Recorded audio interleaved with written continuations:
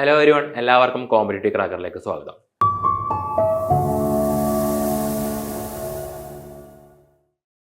അപ്പോൾ degree level പരീക്ഷകൾ നമ്മൾ അനലൈസ് ചെയ്യണമെങ്കിൽ ഒരിക്കലും ഒഴിച്ചുകൂടാൻ പാടില്ലാത്ത ഒരു ഏരിയയാണ് യൂറോപ്യന്മാരുടെ ആഗമനം എന്ന് പറയുന്ന ടോപ്പിക്ക്. അപ്പോൾ ഈ യൂറോപ്യന്മാരുടെ ആഗമനം നമ്മൾ നോക്കുകയാണെങ്കിൽ നമുക്ക് എല്ലാവർക്കും അറിയാം, ഇന്ത്യയിൽ ആദ്യമായിട്ട് വന്ന യൂറോപ്യൻ ശക്തി അല്ലെങ്കിൽ വൈദേശിക ശക്തി എന്ന് പറയുന്ന ആരാണ്? അത് പോർച്ചുഗീസുകാരാണ്. പക്ഷെ നമ്മൾ ഒരിക്കൽ പോലും എന്തുകൊണ്ട് പോർച്ചുഗീസുകാർ ഇന്ത്യയിലേക്ക് വന്നെന്നുള്ള കാര്യം ചിന്തിച്ചിട്ടില്ല. അപ്പോൾ ഡിഗ്രി ലെവൽ പരീക്ഷകൾക്ക് ചോദിക്കാൻ ചാൻസ് ഉള്ള ഒരു ടോപ്പിക്കുമായിട്ടാണ് നമ്മൾ വന്നിരിക്കുന്നത്. ഇന്ത്യയിലെ തന്നെ പല PSCകളും അതേപോലെ UPSC ഒക്കെ സാധാരണ ചോദ്യങ്ങൾ ചോദിക്കുന്ന ഒരു ഭാഗമാണ് നമ്മളിപ്പോൾ പഠിക്കാനായിട്ട് പോകുന്നത്. നമുക്ക് എന്താണെന്ന് നോക്കാം. ഓക്കെ, നമുക്ക് എല്ലാവർക്കും അറിയാവുന്ന പോലെ ലോക ചരിത്രത്തിൽ തന്നെ ഏറ്റവും വലിയ സുപ്രധാനമായ ഒരു സംഭവമായിരുന്നു 1453 എന്തുണ്ടായി? കോൺസ്റ്റാന്റിനോപ്പിൾ, അതായത് ഇന്നത്തെ ഇസ്താംബൂൾ തകർന്നുപോയി. ഇസ്താംബൂൾ എന്ത് ചെയ്തു? അത് തുർക്കികളെ പിടിച്ചോണ്ട് പോയി. അപ്പൊ ഈ പറയുന്ന ഇസ്താംബൂൾ അല്ലെങ്കിൽ കോൺസ്റ്റാന്റിനോപ്പിൾ ആയിരുന്നു ഒരു കാലം വരെ ലോകത്തിന്റെ കേന്ദ്രം എന്ന് പറയുന്നത്, ലോകത്തിലെ കച്ചവടത്തിന്റെ കേന്ദ്രം എന്ന് പറയുന്നത്. കിഴക്കും പടിഞ്ഞാറുമുള്ള കച്ചവട സാമഗ്രികൾ എക്സ്ചേഞ്ച് ചെയ്യുന്ന സ്ഥലമായിരുന്നു ഈ പറഞ്ഞത് കോൺസ്റ്റാന്റിനോപ്പിൾ എന്ന് പറയുന്നത്. പക്ഷെ ഇത് തുർക്കികൾ പിടിച്ചടക്കിയപ്പോൾ എന്ത് സംഭവിച്ചു? നമ്മുടെ യൂറോപ്യൻസിന് കിഴക്ക് നിന്നുള്ള ഗുഡ്സ് ഒന്നും കിട്ടാണ്ട് വന്നു. അതായത് കിഴക്ക് നിന്നുള്ള ഗുഡ്സ് എന്ന് പറയുമ്പോൾ നമ്മൾ ഇന്ത്യ, ചൈന പോലുള്ള രാജ്യങ്ങളിൽ നിന്നുള്ള കുരുമുളക്, പട്ട്, ആനക്കൊമ്പ്, അങ്ങനെ പല അവർക്ക് ഈ താല്പര്യമുള്ള പല സാധനങ്ങളും ഇവിടെ ഉണ്ടായിരുന്നു. അപ്പൊ അതൊന്നും, അതുപോലെ അതിൽ തന്നെ ഏറ്റവും ഇമ്പോർട്ടന്റ് ആയിരുന്നു സ്പൈസസ്. അതൊന്നും ഈ പറയുന്ന യൂറോപ്പിന് കിട്ടാണ്ട് വന്നു. ഇതോടെ യൂറോപ്പിലേക്കുള്ള കരമാർഗമുള്ള വ്യാപാര പാതകൾ അടഞ്ഞു പറഞ്ഞു തന്നെ. ഇനി ഇന്ത്യയിലെ സുഗന്ധ വ്യഞ്ജനങ്ങൾക്ക് യൂറോപ്പിൽ വലിയ ഡിമാൻഡ് ഉള്ളതിനാൽ പുതിയൊരു സമുദ്രപാത കണ്ടെത്തുക എന്നത് പോർച്ചുഗലിന് അനിവാര്യമായി. അതായത് പോർച്ചുഗലും അതേപോലെ തന്നെ അന്നത്തെ പല യൂറോപ്യൻ നാട്ടുരാജ്യങ്ങൾക്കും എന്തുണ്ടായി? അല്ലെങ്കിൽ യൂറോപ്യൻ നാട്ടുരാജ്യങ്ങളല്ല, യൂറോപ്യൻ രാജ്യങ്ങൾക്ക് എന്തുണ്ടായി?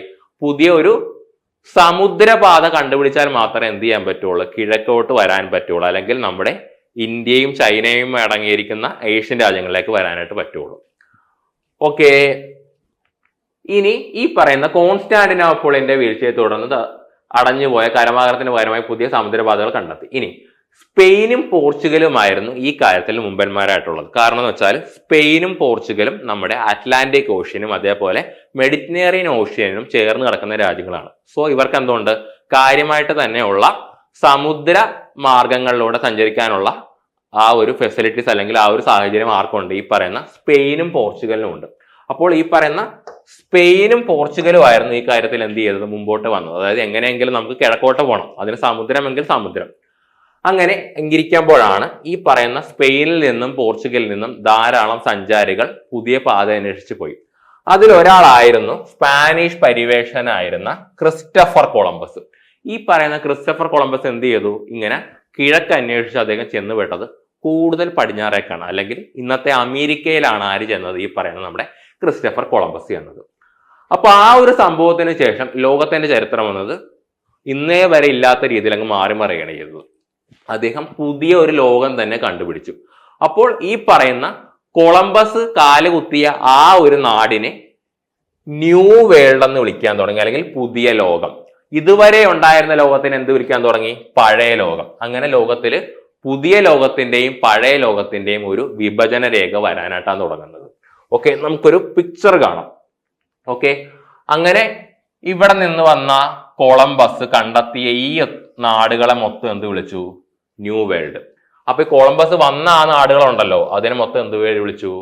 Old world. അപ്പൊ ന്യൂ വേൾഡും ഓൾഡ് വേൾഡും എങ്ങനെ എന്തായി? 1492 ക്രിയേറ്റ് ആവുകയാണ് ചെയ്യുന്നത്. ഓക്കെ, അങ്ങനെ ഇരിക്കുമ്പോഴാണ് വളരെ മഹത്തായിട്ടുള്ള ലോക ചരിത്രത്തിനെ മാറ്റി വരച്ചിട്ടുള്ള ഒരു ഉടമ്പടി ഉണ്ടാകുന്നത്. അതിന്റെ പേരാണ് ടോർഡസിലാസ് ഉടമ്പടി. എന്താണ് ടോർഡസിലാസ് ഉടമ്പടി? UPSC പോലെയുള്ള പരീക്ഷകളിലൊക്കെ ചോദിക്കുന്ന ഒരു ചോദ്യമാണ്. നമ്മുടെ PSCക്കും ചോദിച്ചു കൂടായികയില്ല എന്നൊന്നുമില്ല. അപ്പൊ എന്താണ് ഈ പറഞ്ഞ ടോർഡിലാസ് ഉടമ്പടി എന്ന് പറയാം നമുക്ക്. കൊളംബസിന്റെ കണ്ടെത്തലിന് ശേഷം സ്പെയിനും പോർച്ചുഗലും തമ്മിൽ സമുദ്ര പരിവേഷണത്തിൽ മത്സരമായി. അതായത് സ്പെയിനും പോർച്ചുഗലിനെ സംബന്ധിച്ചോളം കപ്പലുകളുണ്ട്, നാവികരുണ്ട്. അപ്പൊ ഇവർ തമ്മിൽ എന്തായി? അടിയായി. അപ്പൊ ഇരുവരും പുതിയ നാടുകളിൽ അവരവരുടെ ആധിപത്യം സ്ഥാപിക്കാനായിട്ട് തുടങ്ങി. പുതിയൊരു നാട് കണ്ടുപിടിക്കുകയാണെങ്കിൽ അതിൽ തമ്മിൽ അവകാശം വരാൻ തുടങ്ങി. സ്പെയിൻ പറയുന്നു എനിക്ക് ഈ നാട് വേണം, പോർച്ചുഗൽ പറയുന്നു എനിക്കും ഈ നാട് വേണമെന്ന്. അങ്ങനെ ഇരിക്കുമ്പോൾ യൂറോപ്പിന് പുറത്ത് പുതിയതായി കണ്ടെത്തിയ ഭൂപ്രദേശങ്ങൾ സ്പെയിനിനും പോർച്ചുഗലിനും തമ്മിൽ സമാധാനപരമായി വിഭജിക്കുവാൻ തീരുമാനിച്ചു. അതായത് സ്പെയിനും പോർച്ചുഗലും തമ്മിൽ ഒരു അണ്ടർസ്റ്റാൻഡിംഗിൽ എത്തി. അതായത് ഈ പറയുന്ന പുതിയ നാടുകൾ തമ്മിൽ വിഭജിക്കാനായിട്ട് തീരുമാനിച്ചു. ഇതാണ് പിന്നീട് ടോർഡസിലാസ് ഉടമ്പടിയായി മാറിയത്. അപ്പൊ ടോർഡസിലാസ് ഉടമ്പടി എന്ന് പറഞ്ഞാൽ എന്താണ്? പുതിയ നാടുകൾ സ്പെയിനും പോർച്ചുഗലും തമ്മിൽ വിഭജിക്കാനായിട്ട് തീരുമാനിച്ച ആ ഉടമ്പടിയാണ് ഈ പറഞ്ഞത് ടോർഡസിലാസ് ഉടമ്പടി എന്ന് പറയുന്നത്. ഓക്കെ, ഇനി ഇതെന്നാണ് നടന്നതെന്ന് ചോദിക്കുകയാണെങ്കിൽ 1494 ജൂൺ മാസം 7-ാം തീയതി, അതായത് നമ്മുടെ വാസ്കോഡ ഗാമയൊക്കെ വരുന്നതിന് 4 വർഷം മുമ്പ്.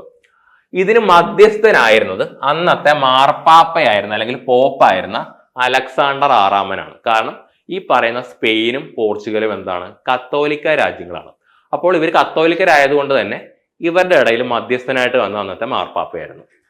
അറ്റ്ലാന്റിക് സമുദ്രത്തിലൂടെ വടക്ക് മുതൽ തെക്ക് വരെ ഒരു സാങ്കല്പിക രേഖ വരച്ചു. അപ്പോൾ ഈ മാർപ്പാപ്പ എന്ത് ചെയ്തു? അന്ന് വരെയുള്ള ലോകത്തിന്റെ മാപ്പ് എടുത്തു. അതിൽ അറ്റ്ലാന്റിക് സമുദ്രത്തിന്റെ ആ ഒരു ഭാഗത്ത് ഒരു വര അങ്ങ് വരച്ചു.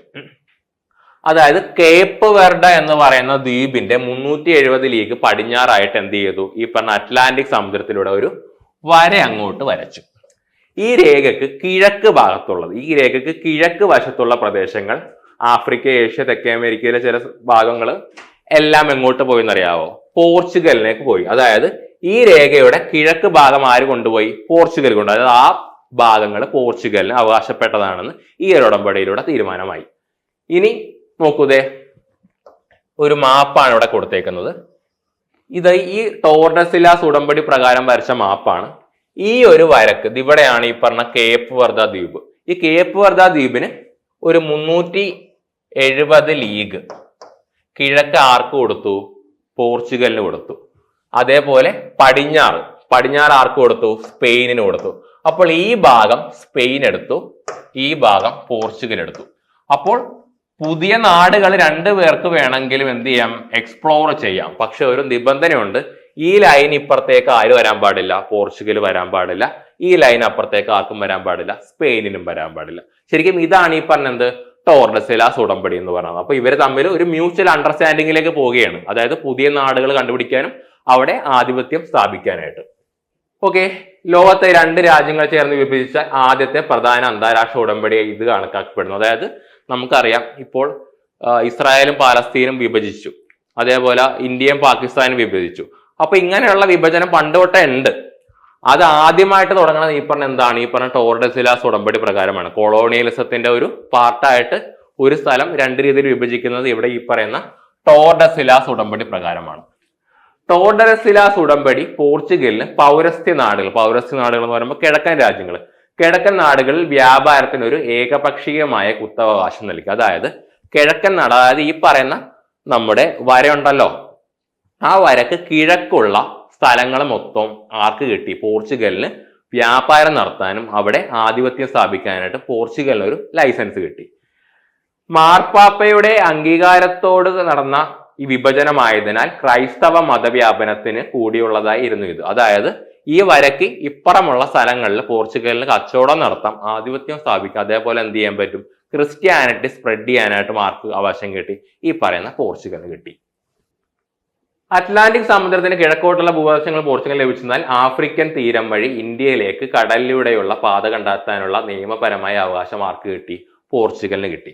അതുകൊണ്ടാണ് നമ്മുടെ ഈ പറയുന്ന വാസ്കോഡ ഗാമ ആഫ്രിക്കയുടെ തീരം വഴിയാണ് നമുക്ക് ഇങ്ങോട്ട് വരുന്നത്. കാരണം ഒരിക്കൽ പോലും നമ്മുടെ വാസ്കോഡ ഗാമക്ക് നേരെ ആ ലൈൻ ക്രോസ് ചെയ്യാൻ പറ്റില്ല. അപ്പോൾ ആ ഒരു ലൈൻ ഉള്ളത് കൊണ്ടാണ് നമ്മുടെ വാസ്കോഡ ഗാമ എന്ത് ചെയ്തത്? ആഫ്രിക്കയുടെ തീരം വഴി എങ്ങോട്ട് വന്നത്? ഇന്ത്യയിലേക്ക് വന്നത്. ഓക്കെ, അന്നത്തെ കാലത്ത് ഇന്ത്യ കറക്റ്റായിട്ടൊന്നും എവിടെയൊന്നും അറിയില്ലായിരുന്നു ആളുകൾക്ക്. ഈ ഉടമ്പടി വഴി പടിഞ്ഞാറൻ മേഖലകൾ സ്പെയിനിൽ നൽകിയതോടെ കിഴക്കൻ മേഖലയിൽ പോർച്ചുഗലിന് സ്വതന്ത്രമായി നീങ്ങാനായിട്ട് സാധിച്ചു. പറഞ്ഞ കാര്യം.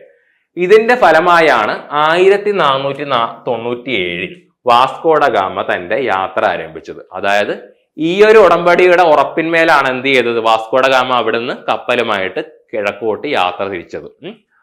അങ്ങനെ 1498 എന്ത് സംഭവിച്ചു? നമ്മുടെ കോഴിക്കോട് വാസ്കോഡ ഗാമ കപ്പലിൽ വന്നിറങ്ങിയത്. ഓക്കെ, നമ്മൾ ഈ പറയുന്ന പല കൊളോണിയൽ ശക്തികൾ പറയുന്നുണ്ട്. ഇംഗ്ലണ്ട് പറയുന്നുണ്ട്, ഫ്രാൻസ് പറയുന്നുണ്ട്, ഡച്ചുകാർ പറയുന്നുണ്ട്, ബ്രിട്ടീഷുകാർ പറയുന്നുണ്ട്, അല്ലെങ്കിൽ ഇംഗ്ലണ്ടുകാർ പറയുന്നുണ്ട്, പോർച്ചുഗീസുകാർ പറയുന്നുണ്ട്, പിന്നെ ഡെൻമാർക്ക് വരെ പറയുന്നുണ്ട് നമ്മൾ. പക്ഷെ ഒരിക്കൽ പോലും സ്പാനിഷ് ഈസ്റ്റ് ഇന്ത്യ കമ്പനി എന്ന് പറഞ്ഞ ഒരു കമ്പനി ഇന്ത്യയിൽ ഉണ്ടായിട്ടില്ല. എന്തുകൊണ്ട് ഉണ്ടായിട്ടില്ല എന്ന് പറയുകയാണെങ്കിൽ റീസൺ എന്ന് പറയുന്നത് ഈ ടോർഡസിലാസ് ഉടമ്പടിയാണ്. സ്പെയിൻകാർക്ക് ഒരിക്കലും ഇന്ത്യയിലേക്ക് വരാനായിട്ടുള്ള അനുവാദമില്ലായിരുന്നു. മാർപ്പാപ്പേനെ സാക്ഷ്യപ്പെടുത്തി അവർ പറഞ്ഞു ഇന്ത്യയിലേക്ക് ഒരു കാരണവശാലും വരാൻ പറ്റില്ല എന്നുള്ളത്. കാരണം ഇതാണ് ഈ പറയുന്നത് എന്താണ്, ടോർഡസിലാസ് ഉടമ്പടി പ്രകാരം ഈ നാടുകളിലല്ല, അല്ലെങ്കിൽ കിഴക്ക് നാടുകളിൽ ആരെ ഭരിക്കാനുള്ളതാണ്, പോർച്ചുഗൽ ഭരിക്കാനുള്ളതാണെന്ന് അന്നേ തീരുമാനിച്ചു വെച്ചിട്ടുണ്ട്. ഓക്കെ, ടോർഡസിലാസ് ഉടമ്പടി പോർച്ചുഗലിന് നൽകിയ ആത്മവിശ്വാസവും നിയമസാധുതയുമാണ് ഇന്ത്യയിലേക്കുള്ള അവരുടെ പ്രവേശനത്തിന് അടിത്തറ പാകിയത്. ടോർഡസിലാസ് ഉടമ്പടി നടന്നില്ലായിരുന്നെങ്കിൽ ഒരു പക്ഷേ വാസ്കോഡ ഗാമ ഇന്ത്യയിലേക്ക് വരില്ലായിരുന്നു. വാസ്കോഡ ഗാമ ഇന്ത്യയിലേക്ക് വരാനുള്ള റീസൺ അൾട്ടിമേറ്റ്ലി നോക്കുവാണെങ്കിൽ അത് ടോർഡസിലാസ് ഉടമ്പടി തന്നെയാണ്. അതേപോലെ ഈ ഒരു ഉടമ്പടി പ്രകാരം നമ്മുടെ കിഴക്ക് ഭാഗം സ്പെയിനും പടിഞ്ഞാറ് ഭാഗം പോർച്ചുഗലിനുമായിരുന്നെങ്കിൽ ലോകോത്തരം മറ്റൊന്നാകുമായിരുന്നു. ഈ പറയുന്ന നമ്മുടെ വാസ്കോഡ ഗാമയ്ക്ക് പകരം ഏതെങ്കിലും സ്പാനിഷുകാരനായിരിക്കും ഒരുപക്ഷെ ഇവിടെ ഉണ്ടാകുക. ഇന്ത്യയുടെ ചരിത്രം ഒരുപക്ഷെ മറ്റൊന്നാകുമായിരുന്നു. അപ്പോൾ ഈ ഒരു ഭാഗവുമായിട്ട് ബന്ധപ്പെട്ട ഒരു മാതൃകാ ചോദ്യം നമുക്ക് നോക്കാം. ടോർഡസിലാസ് ഉടമ്പടിയെ സംബന്ധിച്ച് താഴെ പറയുന്ന പ്രസ്താവനകൾ പരിഗണിക്കുക. ഓക്കെ, ഇത് 1494 പോർച്ചുഗലിന്റെയും സ്പെയിനിന്റെയും ഭരണാധികാരികൾ തമ്മിൽ ഒപ്പുവെച്ചതാണ്. ശരിയാണോ? അതെ, പോർച്ചുഗലും സ്പെയിനും ആയിരുന്നു ഇവിടെ. ഇത് ക്രിസ്ത്യൻ ഇതര ലോകത്തെ 2 രാജ്യങ്ങൾക്കിടയിലായി വിഭജിച്ചു. അതും ശരിയാണ്. പക്ഷേ ഇവിടെ പറയുന്നത് എന്താണ്, പസഫിക് സമുദ്രത്തിലെ ഒരു സാങ്കല്പിക രേഖയിലൂടെയാണ് വിഭജിച്ചെന്നുള്ളത്. പസഫിക് സമുദ്രമാണോ? അല്ലല്ലോ. എന്താണ് അവിടെ? അറ്റ്ലാന്റിക് ആണ്.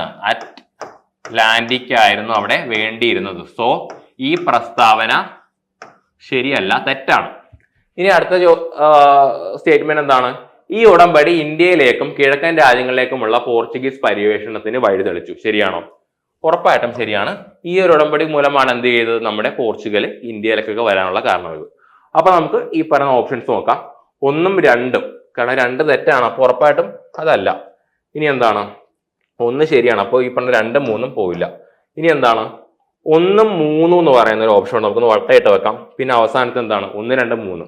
2 തെറ്റായതുകൊണ്ട് എല്ലാം ശരിയാവാനുള്ള ഓപ്ഷനും ഇല്ല. ഓക്കെ, അപ്പൊ ശരി ഉത്തരം വരുന്നത് 1ഉം 3ഉം എന്ന് പറയുന്ന ഓപ്ഷനാണ് ശരി ഉത്തരമായിട്ട് വരുന്നത്. ഓക്കെ, അപ്പോ എല്ലാവരും പഠിച്ചു തുടങ്ങിയെന്ന് വിചാരിക്കുന്നു. നമുക്ക് CCയുടെ ഡിഗ്രി പ്രിലിംസിന്റെ കോഴ്സ് വരുന്നുണ്ട്. ഡിഗ്രി പ്രിലിംസിനോടൊപ്പം തന്നെ മെയിൻസ് നമ്മൾ ഓഫർ ചെയ്യുന്നതാണ്. അപ്പൊ എല്ലാവരും CCയിലേക്ക് വരിക. CCയോടൊപ്പം തന്നെ നമുക്കൊരു സർക്കാർ ജോലി അടുത്ത വർഷം സ്വന്തമാക്കാം. Okay everyone, thank you.